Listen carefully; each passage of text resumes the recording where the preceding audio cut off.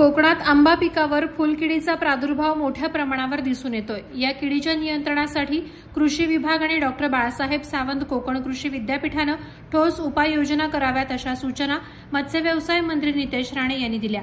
फुलकीड नियंत्रणाबाबत कृषी मंत्री माणिक कोकाटे यांच्या दालनात बैठक झाली। यावेळी त्यांनी या सूचना केल्या। फुलकिडीमुळे होत असलेल्या नुकसानीविषयी परिस्थिती कृषी मंत्री कोकाटे यांच्या निदर्शनास आणून मंत्री नितेश राणे म्हणाले की या किडीमुळे कोकणातील आंबा बागायतदारांचं अतोनात नुकसान होत आहे।